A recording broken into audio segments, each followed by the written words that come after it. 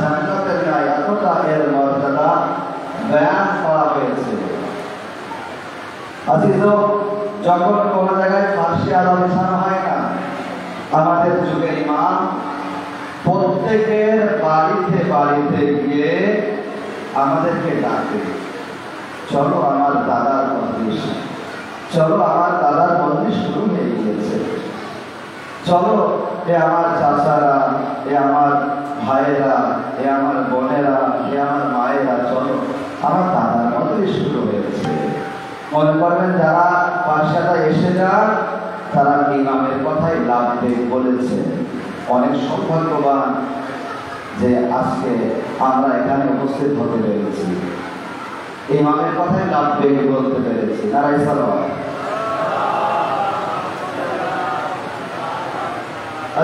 আমি গতকাল আমাদের চতুর্থ ইমাম জাইনুল আবেদিন আলাইহিস সালামের শাহাদাত দিবস ছিল এবং আজও চারিদিকে প্রোগ্রাম হচ্ছে।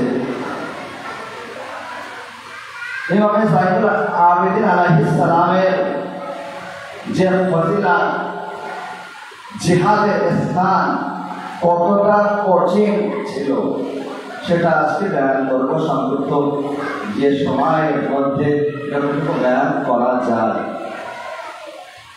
আজিজ, মাওলা হুসাইন ইবনে আলী কারবালার ময়দানে নিজের জীবনকে আল্লাহর রাস্তায় উৎসর্গ করে দিয়ে এই দ্বীন ইসলামকে বাঁচিয়ে দিয়েছেন, কলেমাকে বাঁচিয়েছেন, শরিয়াতকে বাঁচিয়েছেন, তাই তো কোরআনকে বাঁচিয়েছেন।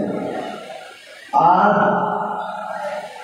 এই যে মাওলার উদ্দেশ্য বা হোসাইনিয়াতকে বাঁচিয়েছে কে? আমাদের চতুর্থ ইমাম জাইনুল আবেদিন আলাইহিস সালাম।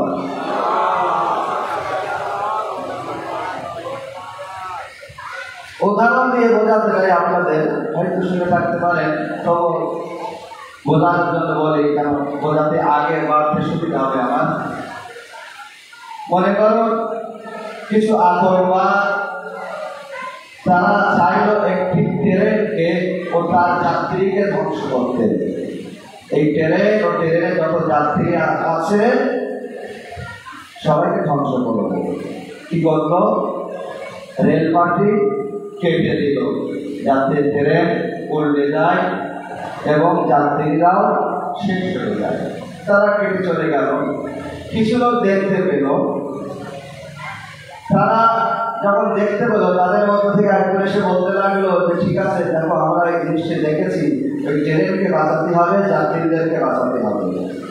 তাদের মধ্যে থেকে একজন বললো আমি যাচ্ছি ট্রেন পার্টিতে দাঁড়াবো, ইশারা করবো ড্রাইভারকে, যদি আমার জান চলে যায় আমি যে তাদেরকে বাঁচানোর জন্য এই যে মারবে এবং এরপরে তোমরা বলবে, প্রচার করবে যে আমি সুইসাইড করিনি, আমি আত্মহত্যা করিনি, বরং ট্রেন ও ট্রেনের যাত্রীদেরকে বাঁচানোর জন্য নিজের জীবনকে দিয়েছি। বুঝতে পেরেছেন? এবারে ওই আতঙ্কবাদ মনে করুন ইয়াজিদ, এবং ওই ট্রেনকে যে বাঁচিয়েছে সে হচ্ছে ইমামে হুসাইন ইবনে আলী, এবং ওই যে ট্রেন হচ্ছে ইসলাম এবং ট্রেনের যাত্রীগণ তারা হচ্ছে মুসলমান। এবং যারা দেখছিল মনে করুন সাইয়েদে সাজ্জাদ ও জনাবে যায়েদ সালামুল্লাহ আলাইহা। তো মাওলা হুসাইন ইবনে আলী কারবালায় নিজের জীবনকে উৎসর্গ করে দিয়েছে দ্বীন ইসলামকে বাঁচানোর জন্য, এবং তারপরে কারবালার পরে কুফা ও শামকে জয় করেছে, বিশ্বরে শামকে সাইয়েদে সাজ্জাদ এলান করেছে, মাওলা হুসাইনের উদ্দেশ্যকে প্রচার করেছে।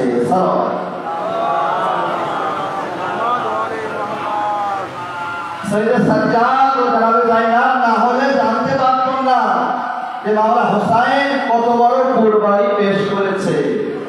রাস্তায় রাস্তায় দরবারে খুতবা দিয়েছে যাতে মানুষ জানতে পারে। এবারে মাওলা সাইয়েদে সাজ্জাদের যে জিহাদের স্থান কতটা কঠিন সেটা বয়ান করব, বুঝতে পারবেন। যখন শেষ সময় মাওলা ইমাম হুসাইন আলাইহিস সালাম নিজের সন্তান সাইয়েদ সাজ্জাদের কাছে অনুমতি নেওয়ার জন্য আসে।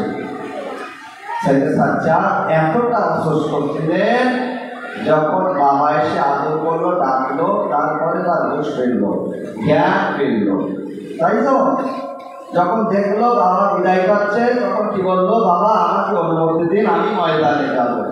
মাওলানা হোসেন কি বললেন, বেটা তোমার জিহাদের স্থান এখানে নয়, তোমার জিহাদের স্থান আরো কঠিন, তোমাকে শাম ও কুফায় তোমাকে জিহাদ করতে হবে, তোমার জিহাদের স্থান অনেক কঠিন আছে। কতটা কঠিন আছে এবারে বুঝতে পারবেন। একটা দরুদ মুহাম্মদ আলী মুহাম্মদের উপরে।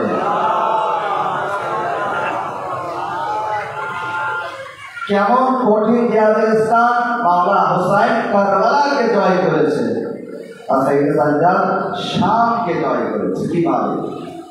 শামের পরিস্থিতি আয়ন করে আপনাদের বুঝতে পারবেন কত কঠিন স্থান ছিল সাইয়েদ সাজ্জাদের জিহাদের স্থান। শামে মাওলা আলীর দুশ্মনী লালন পালন হতো, মাওলা আলীর দুশ্মনী লালন পালন হতো, যার পর আপনারা শুনে থাকেন সে রমজানের মজলিসে মাওলা আলীকে যখন তলোয়ার মারা হয়, শামবাসীরা যখন জানতে পারলো, তখন কি বলে, আলী মসজিদে কি করছিল? আলী নামাজ পড়তো। বুঝতে পারছেন আলীর প্রতি বিদ্বেষ, আহলে বাইতের প্রতি বিদ্বেষ কতটা, এবং এটা কিভাবে সৃষ্টি হয়েছে। তো বলছে শামে দরবারের লোকেরা এসে দিনের বেলা বাচ্চাদের হাতে খেলনা দিয়ে যেত, রাত্রের অন্ধকারে ওই খেলনা ছিনিয়ে নিয়ে চলে যেত। পরের দিন ওই বাচ্চাদের কাছে জিজ্ঞাসা করা হতো, তোমাদের খেলনা কে নিয়ে গিয়েছে? তখন তারা বলে, আমরা জানি না, রাত্রে অন্ধকারে কেউ কেড়ে নিয়ে গিয়েছে। বলছে ও আর কেউ নাই, ও ছিল আলী। এবারে বলো, ওই বাচ্চাদের অন্তরে আলীর প্রতি মহব্বত সৃষ্টি হবে না, নাকি ঘৃণা সৃষ্টি হবে? দুশ্মনী সৃষ্টি হবে, তাই না? রাত্রে বেলায় এসে দরওয়াজায় ধাক্কা দেয় দরবারি লোকেরা, মায়েরা কোলে বাচ্চা থাকে মায়েদের, যখন দরওয়াজা খোলে কোলের বাচ্চা কেড়ে নিয়ে চলে যায়। পরের দিন জিজ্ঞাসা করে, তোমাদের বাচ্চা কে নিয়ে গিয়েছে? তখন বলে, জানি না, রাত্রে বেলা এসে কেউ কেড়ে নিয়ে গিয়েছে। তখন বলে, ও আর কেউ নাই, ও আলী ছিল। বলুন, ওই মায়েদের অন্তরে আলীর প্রতি মহব্বত সৃষ্টি হবে, নাকি দুশ্মনী ও ঘৃণা সৃষ্টি হবে? দুশ্মনী সৃষ্টি হবে না। বাচ্চারা কি করলো? বাচ্চাদের বলছে শামের দেওয়ালে ছবি আঁকতো, ছবি আঁকার পরে ওই ছবির মাঝখানে নাম লিখতো আলী, এবং তারপর ওই ছবির উপরে মারত, আর বলতো, যদি আলীকে সামনে পাই আমরা এইভাবে মারব। বুঝতে পারছেন? ভূমিকা ভালো করে মন দিয়ে শোনেন, আমরা বুঝতে পারবেন না সাইয়েদ সাজ্জাদের জিহাদের স্থান কতটা কঠিন ছিল। ওই বাচ্চারা কি বাচ্চাই থাকবে, নাকি বড় হবে? বড় হবে। শুধু বাচ্চারা বড় হবে না, বাচ্চাদের সাথে আলীর প্রতি দুশ্মনীও বড় হবে, বাড়বে, বৃদ্ধি হবে। আহলে বাইতের প্রতি দুশ্মনী ও ঘৃণাও বাড়বে, বৃদ্ধি হবে, তাই না? তো বলছে এই কারণে যখন দিন দিন এইভাবে আলীর প্রতি দুশ্মনী বাড়লো, ঘৃণা বাড়লো, শামবাসীদের অন্তরে বাচ্চারা বড় হলো, যুবক হলো, এবং তাদের অন্তরে শুধু আলী ও আহলে বাইতের প্রতি ঘৃণা ছাড়া আর কিছু না। এতটা ঘৃণা ছিল, এতটা তারা দুশ্মনী রাখতো, যে কারণে বলছে মাওলা আলী যখন মসজিদে কুফায় মাথায় যখন খঞ্জর মারা হলো, আলী মসজিদে কি করছিল? আলী নামাজ পড়তো। আল্লাহ আকবার। বুঝতে পারছেন? শামবাসীরা এতটাও জানতো না ফাতেমা কার মেয়ে, ফাতেমা কার স্ত্রী, এতটা জানতো না। তাহলে সেই স্থান কতটা ভয়ানক ছিল একবার ভাবুন। সাইয়েদ সাজ্জাদকে ওই স্থানে গিয়ে শামবাসীদের অন্তর থেকে আহলে বাইতের প্রতি যে ঘৃণা, নফরত, সেটা দূর করতে হবে। আহলে মহব্বতকে তাদের অন্তরে সৃষ্টি করতে হবে। কতটা কঠিন স্থান। আগে দরুদ মুহাম্মদ আলে মুহাম্মাদের উপরে। আইদানে কেরামি, এবারে দেখুন এতটা দুশ্মনী মাওলা আলীর মধ্যে আহলেবায়েতের প্রতি, যে কারণে তখন মাওলা হুসাইন জিজ্ঞাসা করেছিলেন কারবালায়, আপনারা শুনে থাকেন যে আমাকে কেন মারছো তোমরা? উত্তরে কি বলেছিল? বুগদান লিআবি, আপনার বাবার প্রতি দুশ্মনীর কারণে এতটা দুশ্মনী। এই দুশ্মনী কবে থেকে সৃষ্টি হলো? এই প্রোপাগান্ডা কবে থেকে চালু করা হলো? তো বলছে 14 হিজরিতে যখন ইয়াজিদ হুকুমাতের দায়িত্ব পায়। কোন ইয়াজিদ? মুআবিয়ার ভাই ইয়াজিদ। 4 বছর পরে সে মারা যায়। তারপরে মুআবিয়া আসে এবং 60 হিজরিতে মুআবিয়ার ছেলে ইয়াজিদকে দায়িত্ব দেওয়া হয়।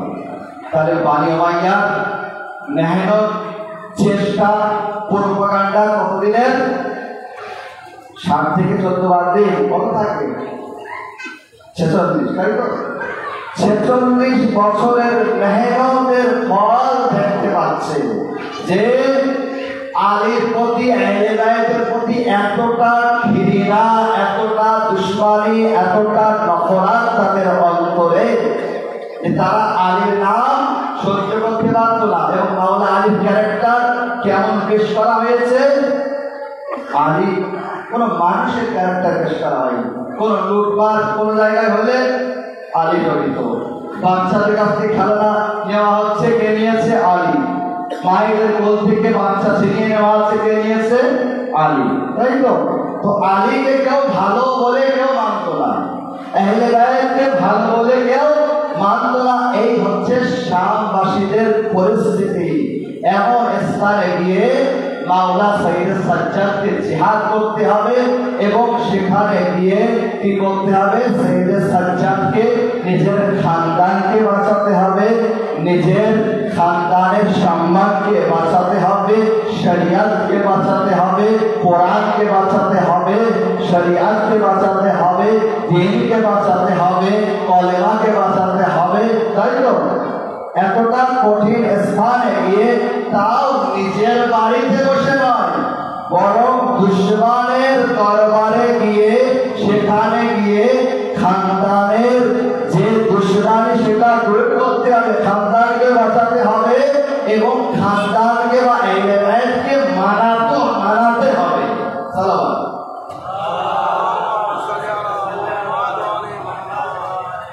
আইদানে কেরামি, এবারে দেখুন ইয়াজিদ তার কি প্ল্যান ছিল? তার প্ল্যান ছিল দুটি। এক হচ্ছে এটাই, কোরআনের আয়াত যেটা আছে সেটা থাকবে। ভালো করে মন দিয়ে শুনবেন, না তো বুঝতে পারবেন না। কোরআনের আয়াত যেটা আছে সেটাই থাকবে, নামাজ হারাম হয়ে যাবে। কোরআনের আয়াত যেটা আছে সেটাই থাকবে, মদ হালাল হয়ে যাবে, তাই তো?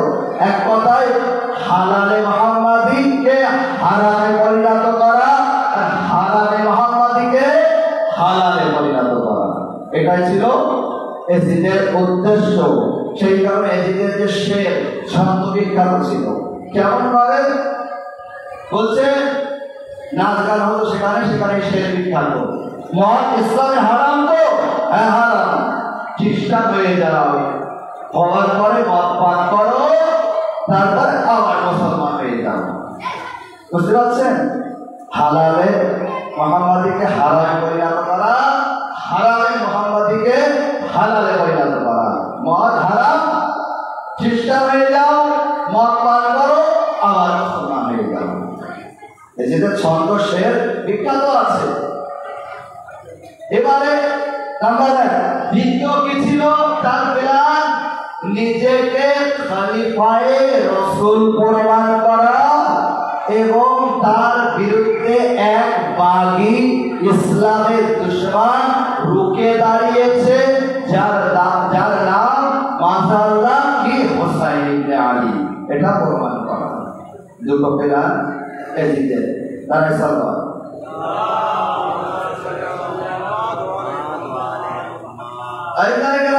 এবারে যখন মাওলা হুসাইন ইবনে আলীকে শহীদ করলো, শহীদ করালো, আপনারা জানেন যে 700 জন চেয়ারে বসেছিল বিশিষ্ট লোক। তারা কারা ছিল? রাবি, রিপোর্টার, রাইটার, সাংবাদিক, পত্রকার, তারা ছিল ওই চেয়ারে বসে। দূর-দূরান্ত থেকে এসে তাদেরকে আহ্বান করেছে, এসো এটা লেখানোর জন্য যে আমি খলিফায়ে রাসূল, আমার বিরুদ্ধে এক বাগী বা ইসলামের দুশমন ঢুকে দাঁড়িয়েছিল যার নাম হুসাইন ইবনে আলী।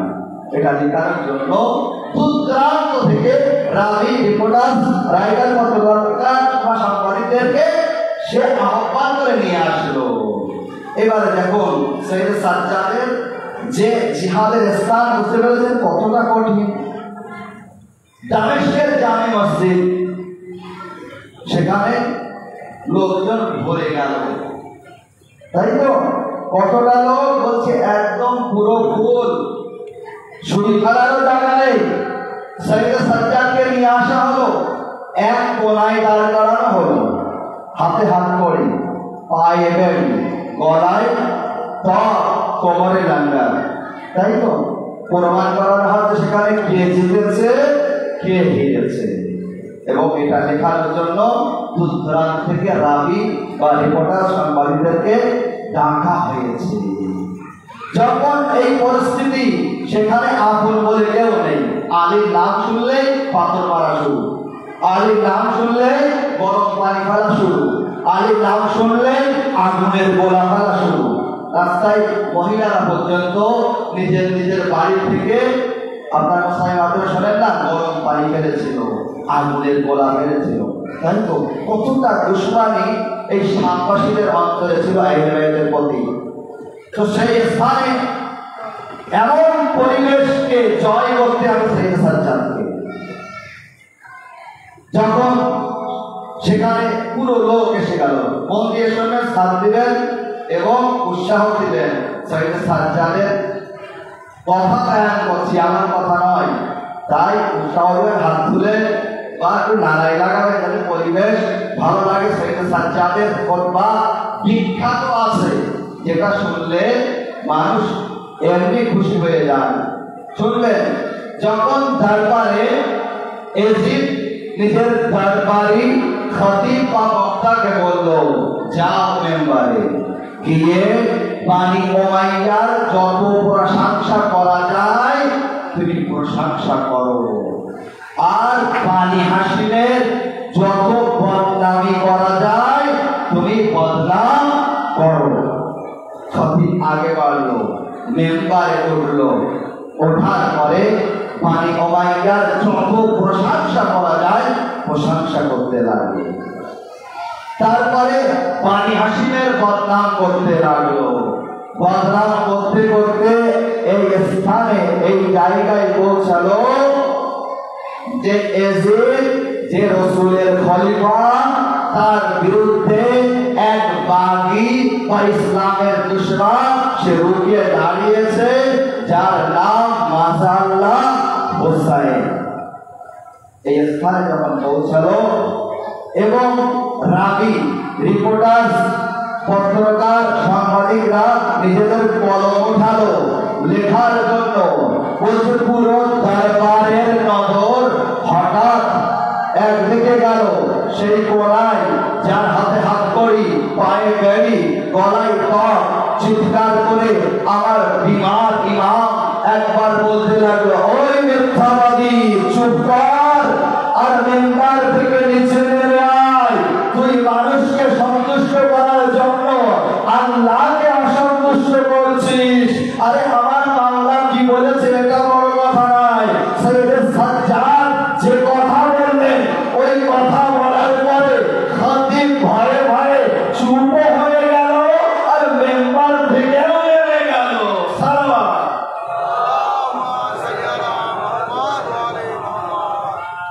বুঝতে পারছেন?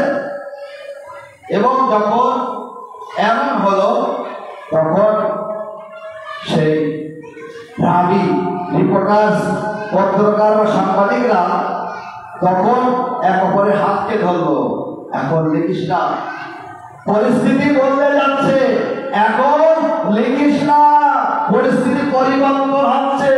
যাকে বিমার মনে হচ্ছিল তাকে মুখতার মনে হচ্ছে, আর যে সিংহাসনে এজিদ বসে আছে তাকেই বিমার মনে হচ্ছে।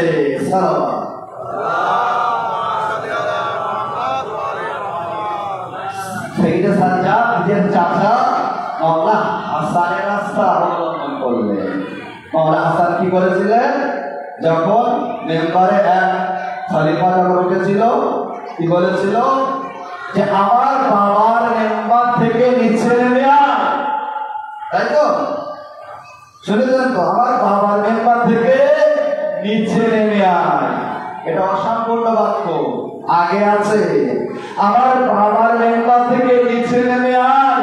আর তোর বাবার যদি কোনো মেম্বার থাকে যা সেখানে গিয়ে বস, তোর বাবার যদি কোনো মেম্বার থাকে যা সেখানে গিয়ে বস, তোর বাবার যদি কোনো মেম্বার থাকে যা সেখানে গিয়ে বস। মানে সাইয়েদে সাজ্জাদ ওই ব্যক্তিকে দুইটি কাজ দিলেন, যা আগে গিয়ে নিজের বাপকে আছে বাপকে খোঁজ, তারপরে বাপের মেম্বারকে খোঁজ।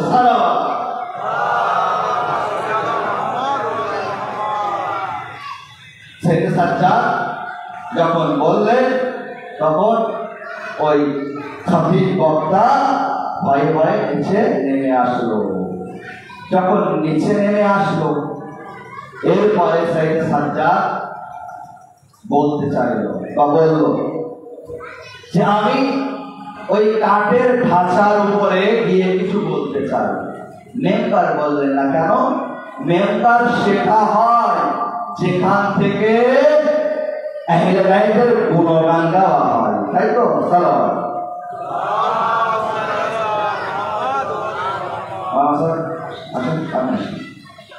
आइए बोलो, आवाज वाला सलाम। মেম্বার সেটা হয় যেখান থেকে আহলে বাইতের গুণগান গাওয়া হয়। মেম্বার সেটা হয় না যেখান থেকে আহলে বাইতের বদনাম করা হয়। একটু আগে বদনাম করা হচ্ছিল, তাই না? সেই কারণে মাওলা বলছে ওই কাঠের ঢাঁচার উপরে গিয়ে আমি গিয়ে কিছু বলতে চাই, আমাকে অনুমতি দে। এই যে অনুমতি দেবে, কি মানে আপনাদের দেবেন, সাথে থাকবে, অনুমতি দেবেন? দেয়নি। মাওলা পরিবর্তন করলেন নিজের কথা। মাওলা কি বললেন তারপরে? যদি আমাকে যেতে দিস, বসতে দিস, তাহলে আমি আল্লাহ ও রসুলের এমন কথা বলবো যেটা শুনলে শ্রোতাদের সওয়াব হবে।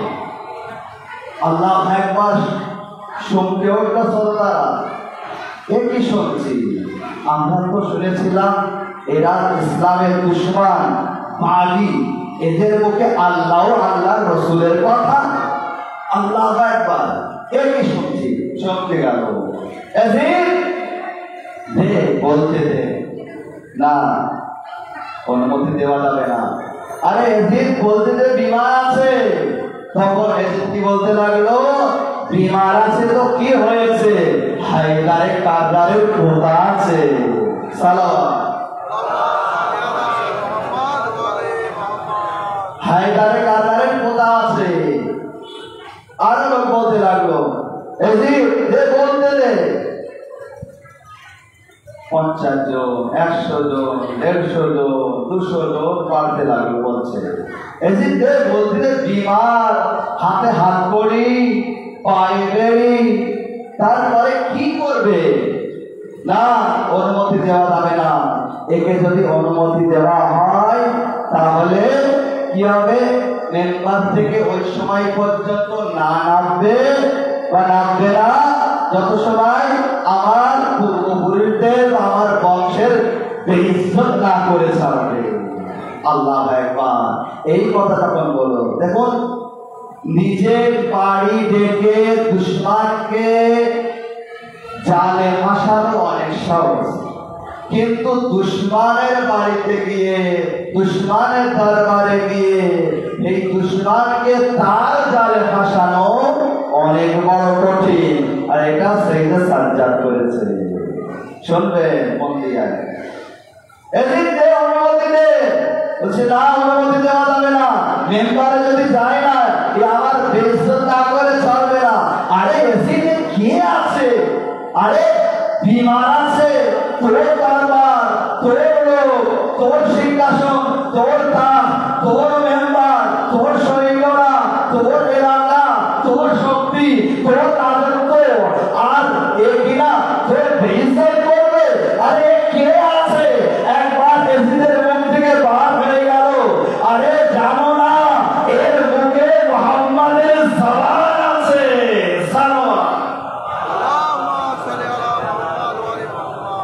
যখন শুনলো এর মুখে মুহাম্মাদের জবান আছে, তখন এরপরে আরো বলতে লাগলো, তাহলে তো অনুমতি দিতেই হবে। আরে আমরা জানতাম না মুহাম্মদ কোন মুহাম্মদ, যার কলেমা পড়েছি সেই মুহাম্মদ তো? বলছে হ্যাঁ সেই মুহাম্মদ। যার উপরে ওহী নাযিল হয়েছে সেই মুহাম্মদ? বলছে হ্যাঁ সেই মুহাম্মদ। যার উপরে কোরআন নাযিল হয়েছে সেই মুহাম্মদ? হ্যাঁ সেই মুহাম্মদ। তাহলে তো অবশ্যই তুই যেতে দে। আমরা কোনোদিন জানিনি বা দেখিনি মুহাম্মদ কিভাবে বলতে, মুহাম্মদ কিভাবে চলতে, মুহাম্মদ মেম্বারে কিভাবে বসতে।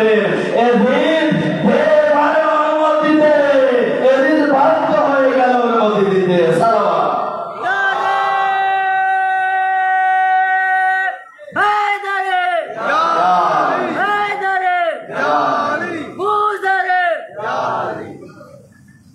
এদিন অনুমতি দিল। এবার দেখুন, যখন আমার আপনার মাওলা মেম্বারে যখন গেলেন কি বলবেন? আমরা একটা নদী পড়তে আসলে কিছু না কিছু ভেবে আসি, তাই তো? আসলে পড়তে গেলে কোনো জায়গায় কিছু না কিছু ভেবে যায়। সেই সাথে কি করবে, কি বলবে? বলবে আমি আলীর পোতা আছি, যে পাথরগুলো বেঁচেছিল এখনো হাতে কিছু লোকের, সেগুলো ছোড়া শুরু হয়ে যাবে। যে পানি, গরম পানি ছিল বাকি, সেগুলো ছোড়া শুরু হয়ে যাবে। তাহলে সাইয়েদে সাজ্জাদ কি করবে? কিভাবে দেখুন শামবাসীদের অন্তর থেকে আহলে বায়তের বিদ্বেষকে দূর করছে এবং আহলে বায়তের মহব্বতকে শামবাসীদের অন্তরে প্রয়োগ করছে। মন দিয়ে শুনবেন সাইয়েদে সাজ্জাদ কিভাবে শামকে জয় করছে। দেখুন, সব দুশমন, আহলে বায়তের দুশমন আলীর নাম শুনলে সাথে সাথে পাথর হাতে উঠবে। আহলে বায়তের প্রশংসা কেউ শুনবে না। সাইয়েদে সাজ্জাদ মেম্বারের উপরে আসার পরে প্রথমে আল্লাহ ও আল্লাহ রাসূলের প্রশংসা করলেন। তারপর বললেন আইয়ুহান নাস, হে লোক সকল, উতিনা সিত্তান, খোদাবন্দে আলম আমাদেরকে 6টি জিনিস দান করেছে। অফুদ্দিল্লাহ বিসারবি, এবং আমাদের 7টি জিনিসের মাধ্যমে ফজিলাত দান করেছে। যখন এই কথা বললেন তারপরে বলছেন উতিনা সিত্তান, 6টি জিনিস দান করেছে। কি? তার মধ্যে বয়ান করছেন উতিনাল ইলমা ওয়াল হিলমা ওয়াস সালাহাতা ওয়াল ফাসাহাতা ওয়াস শাজাআতা ওয়াল মুহাব্বাতা ফি কুলুবিল মুমিনিন। আল্লাহ তাআলা আমাদেরকে দান করেছে কি? ইলম দান করেছে, শিক্ষা দান করেছে, হিলম দান করেছে, সালাহাত দান করেছে, বুরদবারি দান করেছে, আরে ধৈর্য দান করেছে, দানশীলতা দান করেছে, বাহাদুরি দান করেছে, সুজাত দান করেছে এবং মুমিনদের অন্তরে আমাদের মহব্বতকে দান করেছে। আগেকার গ্রামে তলোয়ারের ভয় দেখিয়ে মানুষের শরীরের উপরে রাজ করা যায়, অন্তরে রাজ করা যায় না। অন্তরে শুধু আহলে বায়তে রাজ করতে পারে।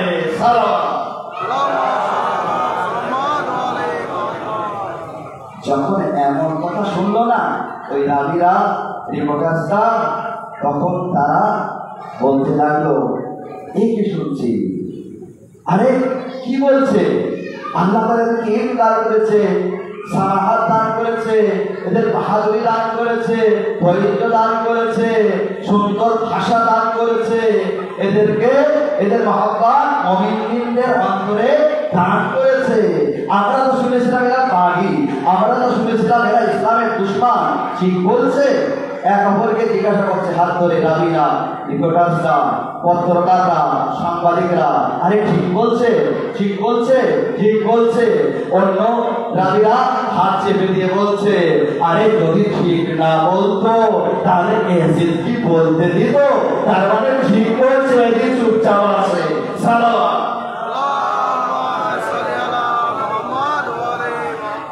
এবার দেখুন সৈয়দ সাজ্জাদ তারপরে কিভাবে খুতবার মাধ্যমে হামলা করছে। মাওলা আলীর অনেকগুলি বৈশিষ্ট্য আছে, তাই তো? তারপরে বাহাদুরি তার মধ্যে বিখ্যাত আছে, সুজাত। তো বাহাদুরের মধ্যে একটা অংশ হচ্ছে হামলা। মাওলা আলীর এমন হামলা বিখ্যাত, যখন মাওলা আলী হামলা করতেন, মারতেন না, দেখলে আমারাও সাথে সাথে বুঝতে পারতো না কোথায় পেরেছে। পরে যখন ঘোড়া আগে বাড়তো, ঘর চলে যেত, মাথা পড়ে যেত, তারপরে বুঝতে পারতো, যখন হাওয়া চলত তো সাথে সাথে বুঝতে পারতো না। সৈয়দ সাজ্জাদ নিজের জানার মতো খুতবার মাধ্যমে হামলা করলেন। আমি বলবো খুতবারা হামলা, এমন হামলা করলেন এদিনও কিছুক্ষণের জন্য বুঝতে পারেনি যে কোথায় পেয়েছে আমাকে। সৈয়দ সাজ্জাদ তারপরে কোথায় বলছেন, কি বলছেন? অফুল্লাহ বিআন্না নবী আল মুখতার, খোদাবন্দে আল, কি বলছে? আমাদের মধ্যে নবী আছে। কে আছে? নবী আছে। আল্লাহ আমাদের ভিতরে নবীকে রেখেছে, নবী আমাদের ভিতর থেকে আছে। যখন এমন কথা শুনলো ওই দরবারীরা, রিপোর্টাররা, ওই শাহবাসীরা, তখন আরো অবাক হয়ে গেল, শুনতে উঠলো, একই শুনছি। আমরা জানতাম বাগী, এরা ইসলামের দুশমন, আর এদের মধ্য থেকে কিরা নবী আছে। অবাক হচ্ছে, বলছে হ্যাঁ চমৎকার। পরে বলছে অমেনা সিদ্দিক, সিদ্দিক আমাদের ভিতর থেকে আছে। সিদ্দিক সবচেয়ে বড় সত্যবাদী। দেখুন কারোর নাম সিদ্দিক রাখা সহজ, সব থেকে বড় সত্যবাদী। আল্লাহ তরফ থেকে সিদ্দিক হওয়া এটা বড় কঠিন, তাই না? সিদ্দিক, আল্লাহ নবী বলছেন সিদ্দিকুনা সালাসা, সিদ্দিক তিনজন আছে। কে? আল্লাহ নবী বলছেন এক হচ্ছে জানাবে হিজকিল, কওমে আলে ফিরাউন, ফিরাউনের দরবারে যে হিজকিল ছিল নবীর পক্ষে সাক্ষী দিয়েছিল বলে তাকে সিদ্দিক বলা হচ্ছে, বড় সত্যবাদী। এক। দ্বিতীয় হচ্ছে কওমে আলে ইয়াসিন, জানাবে হাবিবে নাজ্জার, এনাকেও সিদ্দিক বলা হয়েছে, কেননা নবীর পক্ষে সাক্ষী দিয়েছিলেন, সাচ্চা নবীর পক্ষে। আর নাম্বার 3 হচ্ছে মাওলা আলী ইবনে আবি তালিব আলাইহিস সালাম হচ্ছে সিদ্দিক। তাই মাওলা স্বয়ং নিজেই বলেছেন আলা সিদ্দিকে আকবার, সবচেয়ে বড় সত্যবাদী আমি আলী ইবনে আবি তালিব আছি। সালাম।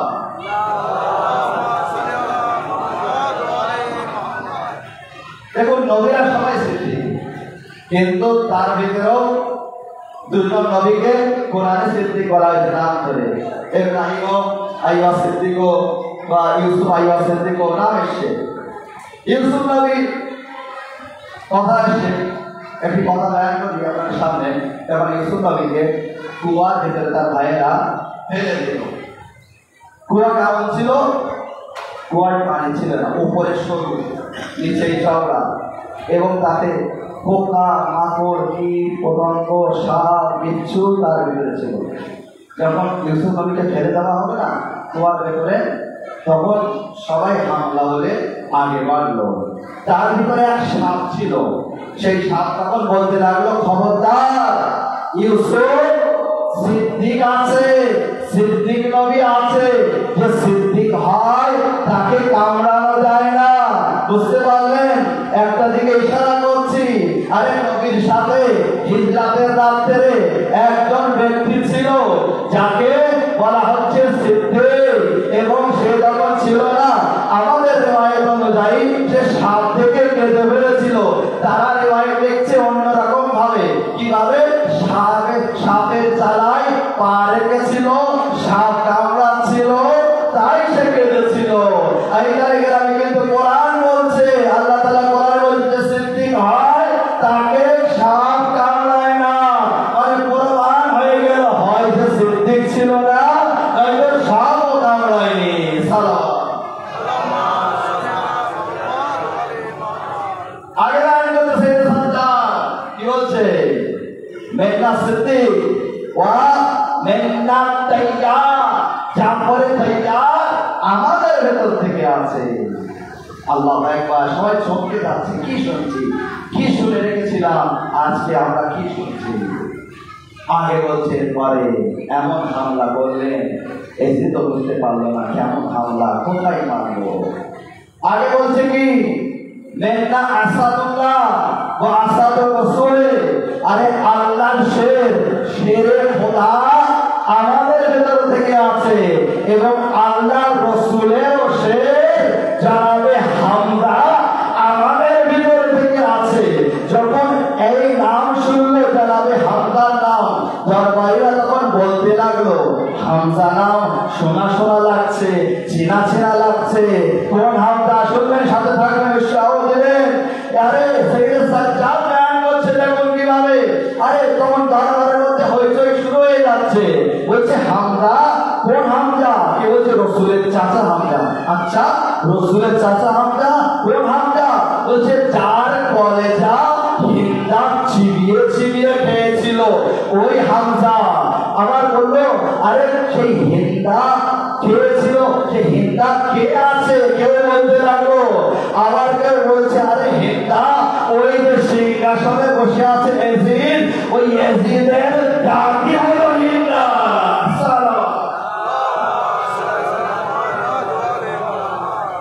এজিদের দাদি হিন্দা, ওহো।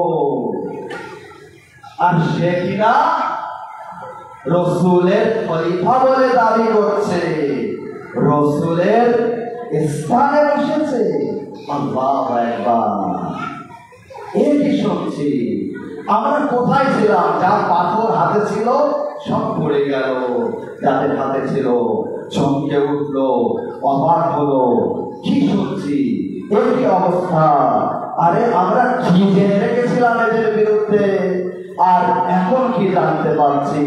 আর এজিদের বিরুদ্ধে কি জেনে রেখেছিলাম, আর এখন কি জানতে পারছি। এজিদের দাদি হিন্দা যে জানাবে হামজার কলেজা ছিটিয়ে ছিটিয়ে খেয়েছিল, আর সেই এজিদ কিনা রসুলের জায়গায় বসে নিজেকে রসুলের খলিফা বলে দাবি করছে। আল্লাহু আকবার। সবাই চমকে গেল। তারপরে সবাই বলতে লাগলো খুলে বলুন কে আছেন। আগে বলছে ওমেন্না সিফতার হাদিহিল উম্মাহ, এই উম্মতের সিফতায়ে অর্থাৎ ইমামে হাসান হুসাইন আমাদের ভেতর থেকে। আর চমকাচ্ছে, আরে খুলে বলুন আপনারা কে আছে। তখন আরো বয়ান করতে লাগলো সাইয়েদ সাজ্জাদ, বয়ান করছে আইয়ুহান নাস আনা মক্কাতা ওয়া মিনা, আনা মক্কাতা ওয়া মিনা, আমি মক্কা ও মিনার সন্তান। আল্লাহু আকবার। আনা জামজাম ওয়া সাফা, আমি জামজাম ও সাফার সন্তান আছি। আনা মান হামিলা রুকনা বিতারাফির রিদা, আমি তার সন্তান যে নিজের হৃদয় করে হাজরে আসাদকে তার স্থানে রেখেছিল, আমি তার সন্তান আছি। আনাবনু খায়র মান তাফা ওয়া সাআ, আমি তার সন্তান যে তওয়াফ করায় শ্রেষ্ঠ, সাই করায় সাফা ওয়া মারওয়ার মাঝে সে শ্রেষ্ঠ, যে আমি তার সন্তান। আগে বয়ান করছে আনাবনু খায়র মান হাজ্জা, আমি তার সন্তান আছি যে হজ করার দিক থেকে শ্রেষ্ঠ আছে। আগে বলছে আনাবনমান হামিলা আলাল বুরাকি ফিল হাওয়া, আমি তার সন্তান আছি আরে যাকে বোরকাতে করে আসমানে নিয়ে যাওয়া হয়েছিল, আমি তার সন্তান। সবাই অবাক হয়ে যাচ্ছে। আগে বলছে আনাবনমান সালা বিহি মিনাল মসজিদিল হারামে ইলাল মসজিদে আকসা, আমি তার সন্তান আছি যাকে রাত্রে বেলায় মসজিদে হারাম থেকে মসজিদে আকসা পর্যন্ত সবার চালানো হয়েছিল, সবর চালানো হয়েছিল, আমি তার সন্তান আছি। আগে বলছে আনাম মান বালাগা বিহি জিবরাইল ইলা সিদরাতিল মুনতাহা, আমি তার সন্তান আছি যাকে জিবরাইল আমিন সিদরাতুল মুনতাহায় পৌঁছে দিয়েছিল।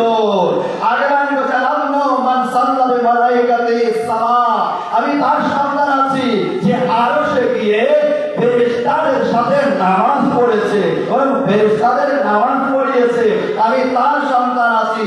মান আওহা ইলাইহিল জালিল ওয়াল আওহা, আমি তার সন্তান আছি যার উপর আল্লাহ তাআলা ওহী নাযিল করেছে এবং মাঝখানে কোনো মাধ্যম ছিল না, আমি তার সন্তান আছি। আনাবনু মুহাম্মাদিল মুস্তাফা, আমি মুহাম্মাদে মুস্তাফার সন্তান আছি। সাল্লাল্লাহু।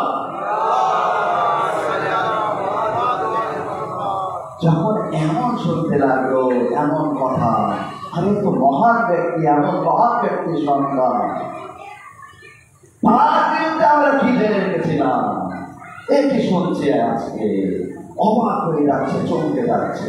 আল্লাহু আকবার। কিন্তু কোনো সাধারণ ঘরের থেকে নয়, এরা তো অনেক মহান ব্যক্তিবর্গ এরা। তখন যখন পরিবেশ পরিস্থিতি যখন পরিবর্তন হলো, মানুষের শোনার আগ্রহ বেড়ে গেল, যখন তাদের অন্তর থেকে আহলে বাইতের দুশমনি যখন দূর হতে লাগলো, এরপরে মাওলানা আলীর ফাজাইলকে শুরু করলো। তারপরে বলছে কিভাবে হামলা করছে দেখুন। এরপরে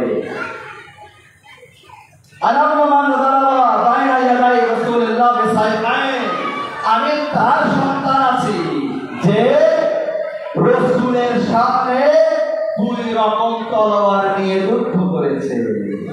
আল্লাহু আকবার। কোন যুদ্ধ? দুই রকম তলোয়ার নিয়েছিলেন জঙ্গে ওয়াহাদ। জঙ্গে ওয়াহাদের কথা স্মরণ করিয়ে দিলেন কে? মাওলানা সাহেব সরকার। কেন? এই কারণে হয়তো ওই জঙ্গে ওয়াহাদেই এই এজিদ যে সিংহাসনে বসে আছে, এর দাদা আবু সুফিয়ান আল্লাহর নবীর বিরুদ্ধে লড়াই করতে এসেছিল। আল্লাহু আকবার। ওই জঙ্গে ওয়াহাদ যেখানে দুই রকম তলোয়ার নিয়ে মাওলানা আলী যুদ্ধ করেছে, তার সন্তান আছে যে দুই রকম তলোয়ার নিয়ে যুদ্ধ করে। তলোয়ার ভেঙে যায়, আবার তলোয়ার আরশ থেকে আছে, তাই তো? জঙ্গে ওয়াহাদে যখন জানাবে হামজাকে শহীদ করা হলো, জানাবে হামজা যখন শহীদ হয়ে গেল, তার কলেজা হিন্দা ছিটিয়ে ছিটিয়ে খেলো, আল্লাহর নবী জখমি হলো। তারপরেও আল্লাহর নবী ওই জঙ্গে ওহাদ ছেড়ে কিন্তু পালিয়ে যাননি, জঙ্গে ওহাদে দাঁড়িয়েছিলেন মজবুতের সাথে। জঙ্গে ওহাদে দাঁড়িয়েছিলেন কে? আল্লাহর নবী। অনেকে বলে না তোমরা সুজাত বা বাহাদুরের ময়দানে আলীকে ছাড়া আর কাউকে দেখতে পাও না, শুধু আলীর গুণগান, আলীর বাহাদুরি, আলীর শক্তি। তো যুদ্ধের ময়দানে আলীকে ছাড়া তোমরা আর কাউকে দেখতে পাও না। যদি এমন কেউ বলে না, তো তাদেরকে বলবেন ওই জঙ্গে ওয়াহাদে আল্লাহর নবী দাঁড়িয়েছিল, সমস্ত সাহাবীরা পালিয়ে গিয়েছিল। তাদেরকে বলবেন তোমরা কিভাবে দেখতে পাবে আল্লাহর নবীর বাহাদুরিকে? আরে ময়দানে অত সময় দাঁড়ানোর অভ্যাস থাকবে, তারপরে তো দেখতে পাবে আল্লাহর নবীকে।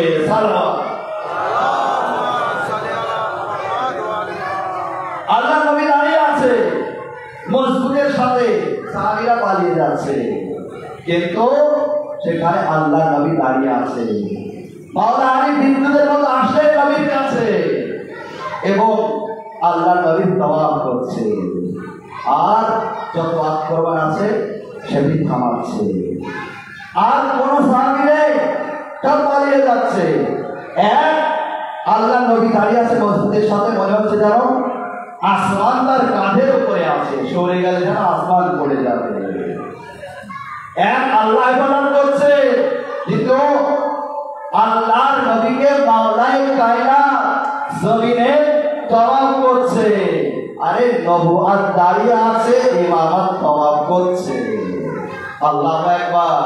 এবং চারিদিক থেকে আসা যত তীর তলোয়ার আঘাতকে তিনি থামাচ্ছে, কে? মাওলানা আলী ইবনে আবি তালিব আলাইহিস সালাম। এবং যখন পালিয়ে যাচ্ছে না, তারা বলছে, এই আওয়াজ শুনে তারা পালাচ্ছিল। কোন আওয়াজ? কদ কুতিলা মুহাম্মদ, কদ কুতিলা মুহাম্মদ, মুহাম্মদ হত্যা হয়ে গিয়েছে, মুহাম্মদ কত হয়ে গিয়েছে।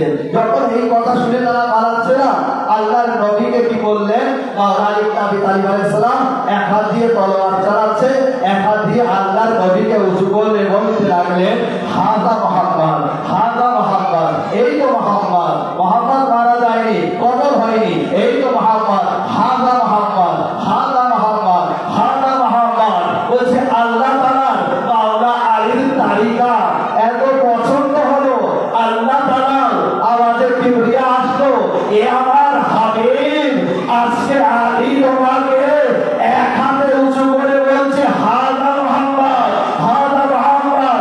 তুমি গদিরে ঘুমের ময়দানে এই আলীকে দুই হাতে উঁচু করে বলে দিও, পানবন্ত মাওলা হো, হাযা আলীউল মাওলা।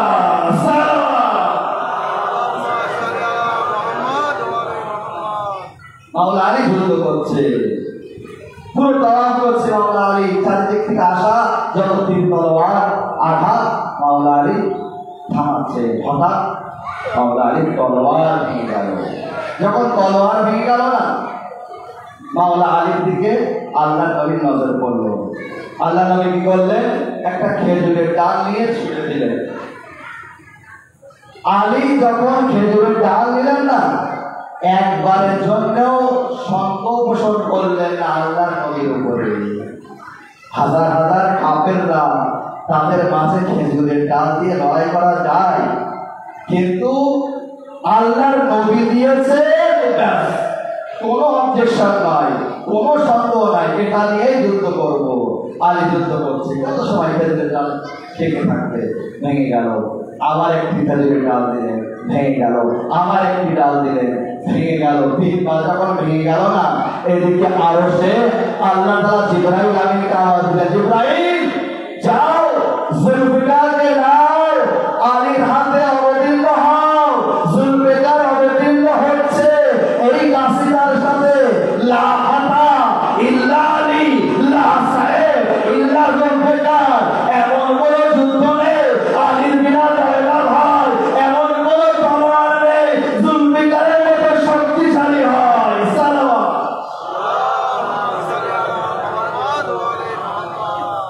ওই দুই রকম তলোয়ার যখন জানোয়ার থেকে ফিরে আসলো না, সেটা বলে আগে বলবো। জিজ্ঞেস করা হলো, তোমার কেন পালিয়েছিলে? তখন তারা বলতে লাগলো, একটি আওয়াজ ছিল, কি মোহাম্মদ হত্যা হয়ে গিয়েছে। তাই শুনে আবার ভাবলাম মোহাম্মদই বেঁচে নেই, তখন যুদ্ধ করে দিলাম, পালিয়ে যায়। তাই পালিয়ে গিয়েছিলাম। আরে তুমি কে আওয়াজ শোনি? হ্যাঁ আমিও শুনেছিলাম। তাহলে কেন পালাওনি? মাওলা বললেন, ঈমান নিয়ে আসার পরে আবার কাফির হয়ে যাবো। তার মানে যারা পালিয়েছিল মাওলা আলীর নজরে, তারা কি একবার ভাবো। সালাওয়াত। এরপরে যখন মাওলা আলী বলছে কি, আমি এই আওয়াজ শুনেছিলাম, কিন্তু যখন শুনলাম মোহাম্মদ হত্যা হয়ে গিয়েছে, তখন আমি ভাবলাম যখন মোহাম্মদই বেঁচে নেই, তখন আলী বেঁচে থেকে কি করবে? বুঝতে পারছেন ঈমান? তো কি বলছে, আমি তার সন্তান, নবীর সামনে দুই রকম তলোয়ার নিয়ে যুদ্ধ করেছে। তাকে গান করছে, তারপরে দুই রকম তলোয়ার নিয়ে যুদ্ধ করেছে।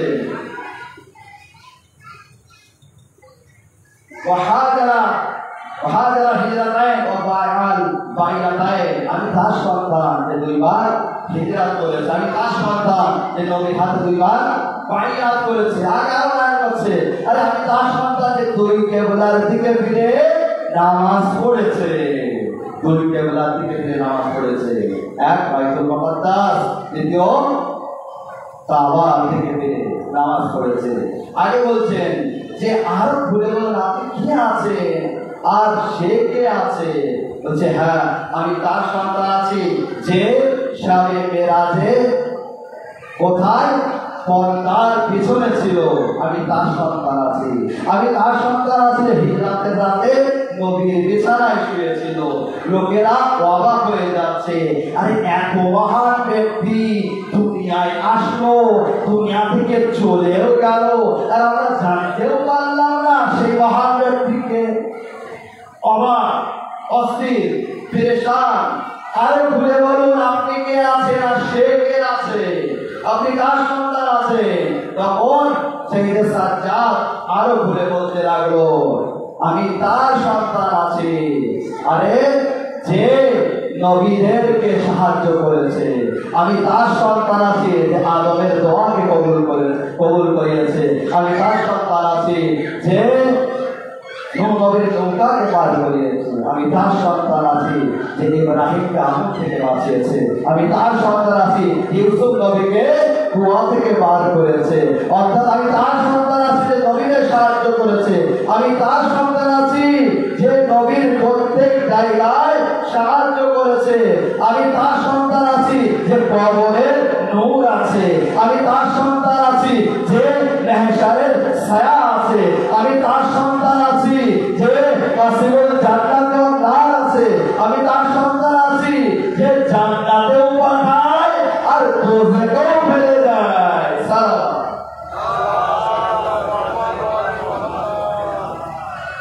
ব্যাস, তাহলে আমি তার সন্তান আছি। তার সন্তান আরে জয়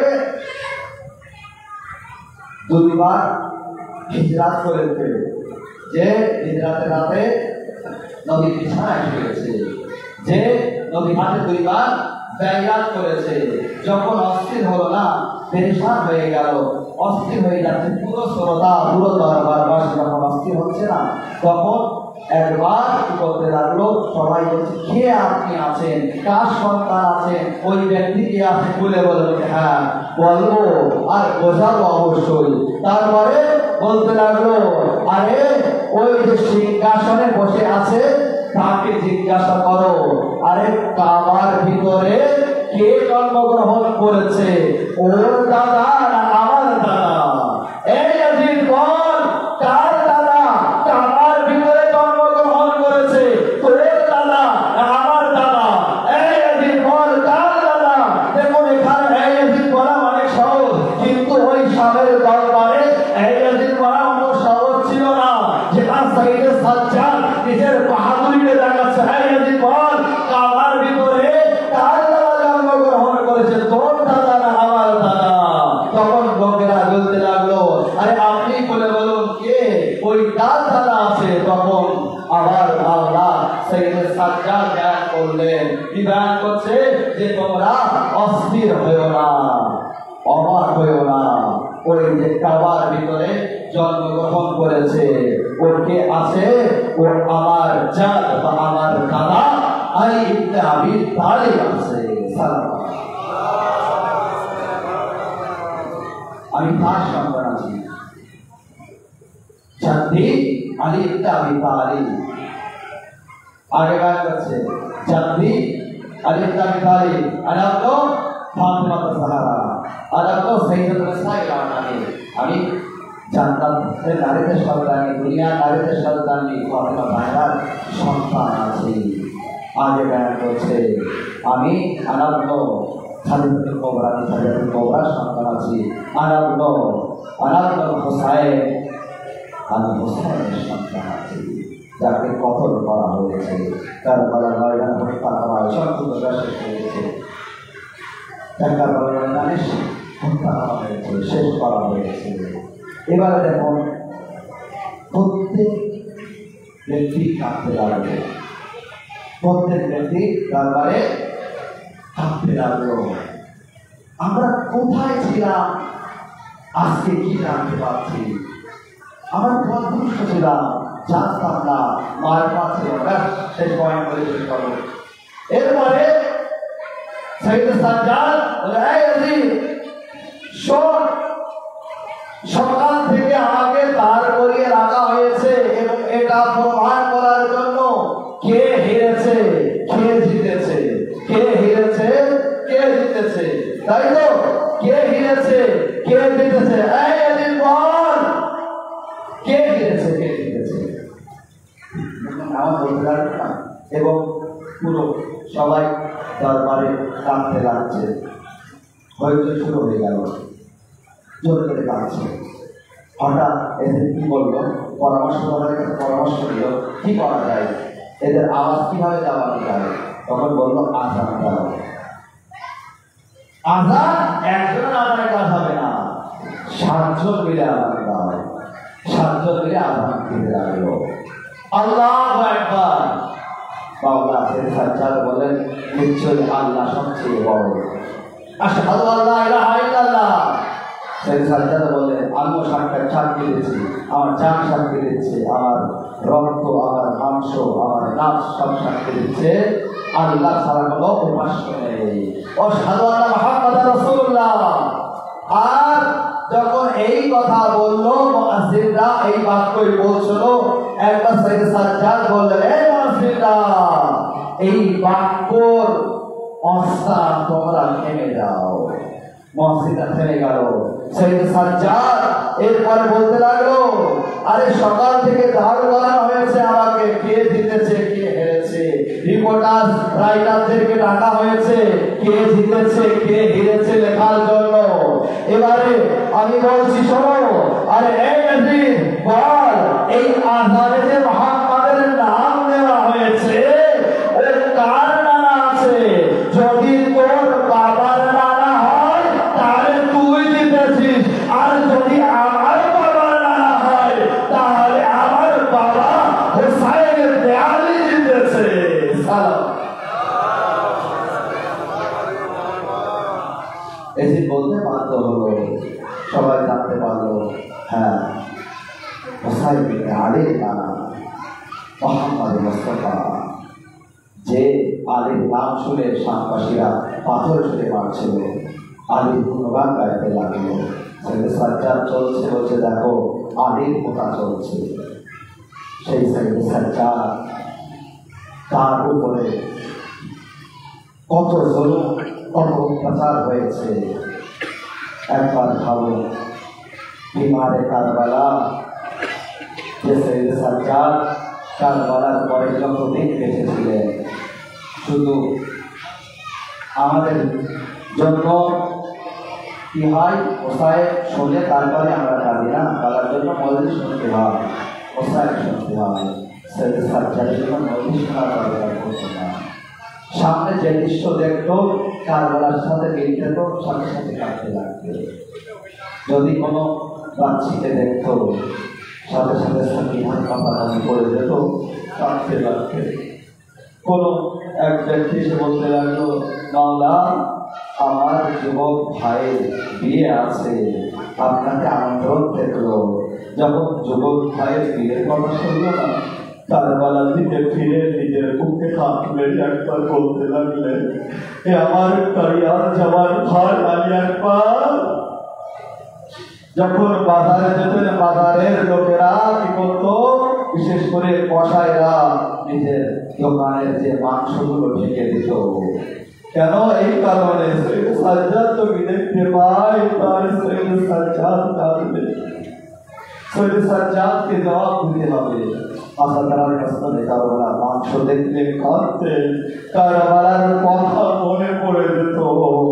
আমার মনে হয় জানাবে কাসিমের সেই মাংসের টুকরো মনে পড়ে যেত, মাওলা হুসাইনের পামার লাশের সেই টুকরো মনে পড়ে যেত, মনে হয় গাজী আব্বাস আলমদারের সেই লাশের টুকরোর কথা মনে পড়ে যেত। আসাদারা নেমস্তে কারবালা গাজী আব্বাস আলমদারের লাশকে টুকরো টুকরো করা হয়েছিল, জানেন আপনারা? বলছে কারবালার ময়দানে আপনারা বসায় শুনে থাকেন, যখন গাজী আব্বাস আলমদার ঘোড়ার উপর থেকে পড়ে গেলেন, আমার যুগের ইমাম বলছে, আমার ওই জান বা দাদার উপরে আমার সালাম, যে ঘোড়ার উপর থেকে যখন পড়েছিল, জমিনে তার মুখ পড়েছিল, ওই মুখের উপর চেহারার উপর আমার সালাম। আসাদারা নেমস্তে কারবালা যখন সাইয়েদ সাজ্জাদের বসায় শুনছেন না, মাংস থেকে গান ক্লান্ত, তো মনে হয় মাওলার কাছে আব্বাস আলামদারের সেই মাংসের টুকরোর কথা মনে পড়ে যেত। বলছে যখন মাওলা হোসাইন আলীকে বললেন, আমার আকা, হে আমার মাওলা, আমার লাশকে আপনি খেমায় নিয়ে যাবেন না, খেমার ভিতরে আমার জন্য অপেক্ষায় আছে ছোট্ট সকিনা। চাচা কখন পানি নিয়ে আসবে, আমি আমার মুখকে ওই সকিনাকে দেখাতে পারবো না, আমার লাশকে আপনি ছেড়ে যান। বলছে যখন মাওলা গাজী আব্বাস আলামদার যখন তার লাশ সেখানে ছেড়ে যায়, মাওলা হোসাইনরা বলছে দুশমনরা তারপরেও ভয় পাচ্ছিল যে হয়তো এখনো বেঁচে আছে, এখনই উঠবে আর হামলা করবে। কতটা ভয় ছিল গাজী আব্বাস আলামদারের। বলছে কে বলছে না, আরে হামলা করবে কিভাবে, তার মাথায় গরুজ দিয়ে মারা হয়েছে, আর উঠতে পারবে না। বলছে না যদি ওঠে, বলছে তুই হাত নেই, বলছে না আব্বাস আছে। বলছি একদম আগে বাড়লো নিজের মনের শান্তি পূরণ করার জন্য, বিশ্বাসকে দৃঢ় করার জন্য তলোয়ার নিয়ে আগে বাড়লো। বলছে সেই মাওলা গাজী আব্বাস আলামদারের সামনে আসলো, যেখানে তার লাশ পড়ে আছে, তলোয়ার দিয়ে যত সময় যার ইচ্ছা পূরণ না হয়েছে বলে তত সময় তলোয়ার দিয়ে গাজী আব্বাস আলামদারের লাশকে টুকরা টুকরা করেছিল। যত সময় না মনে রাখতে না মিটেছিল, সেই কারণে যখন মাওলা সাহেব দাজ্জাল দাফন করার জন্য গাজী আব্বাসের লাশকে তুলছিলেন, একদিক থেকে পড়ে যাচ্ছিল, আরেকদিকে সামলাচ্ছিলেন, তো আরেক দিক দিয়ে লাশের টুকরো পড়ে যাচ্ছিল। যেটাই করে আব্বাস আলামদারের লাশকে দাফন করেছিলেন।